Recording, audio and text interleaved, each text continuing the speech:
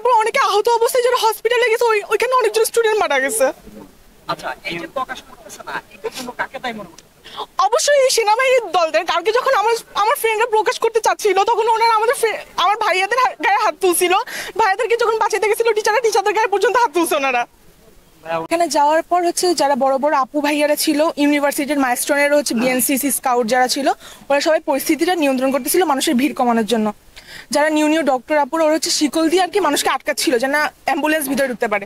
এর মাঝখান দিয়ে জামায়াতের যে প্রধান কর্মীটা ছিল, ওই যে জামায়াত আমির যে বলে, উনি হচ্ছে আসছে হসপিটালের মধ্যে, ওই যে নিজের চেহারা দেখাইতে বলতে গেলে নিজেদের রাজনীতিক একটা স্পট পাইছে তো ওইখানে আসার পর ওনাদের জন্য অনেক ভিড় হয়েছিল, অ্যাম্বুলেন্স ভিতরে ঢুকতে দেয় না, ওনারা ছাত্রদের সাথে মানে হাতাহাতি পর্যন্ত করছিল।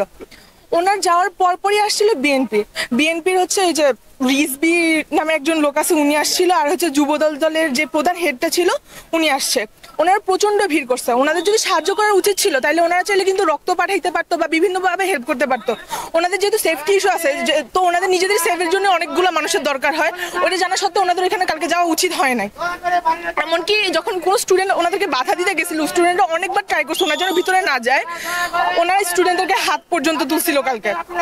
আমরা যখন পুলিশকে জিজ্ঞেস করছিলাম, ওনাদের কাছে সম্পূর্ণ নিয়ন্ত্রণ ছিল, গেটের মধ্যে সম্পূর্ণ নিয়ন্ত্রণ ওনাদের কাছে ছিল, কিন্তু ওনাদের যখন জিজ্ঞাসা করছিলাম যে আপনারা কেন আটকান, ওনারা কি বলছিল জানেন? বলছে আমাদের কাছে কিছু করা ছিল না, কিন্তু সম্পূর্ণ গেট ওনাদের নিয়ন্ত্রণে ছিল, ওনারা ইচ্ছা করে ওনাদেরকে প্রবেশ করতে দিছে। তারপর সবকিছু পুরোপুরি নিয়ন্ত্রণে আসার পর শেষ মুহূর্তে হয় না যে বাংলা সিনেমার মধ্যে নায়ক সব কাজ করার পর যখন পুলিশ আসে নিজের চেহারা দেখাইতে, ঠিক তেমনি পুরো সবকিছু নিয়ন্ত্রণ করার পর তারপরে পুলিশ আসছে নিজের চেহারা দেখাইতে, তখন নিজেদের হচ্ছে যে নিজেদের চেহারা দেখাইতে আসছে, মানুষকে আর কি মেরে মেরে বাইর করতেছে। যারা যারা দায়িত্ব ছিল পরে দিয়ে ওনাদেরকে অসম্মান করে এখান থেকে বাইর করছে। আপনাদের বহিরাগত বা শিক্ষার্থীদের ধারণা অনুযায়ী কতজন নিহতর সংখ্যা সেটি যদি আমাদের স্কুলের মধ্যে যদি আমি পার ক্লাসরুম বলি, কম করে হলে 30 জনের অধিক স্টুডেন্ট থাকে পার ক্লাসে। যেহেতু আপনি ম্যাথসের অনেকগুলো ক্যাম্পাস দেখতেছেন, ক্লাসরুমগুলো মোটামুটি অনেকটা বড়।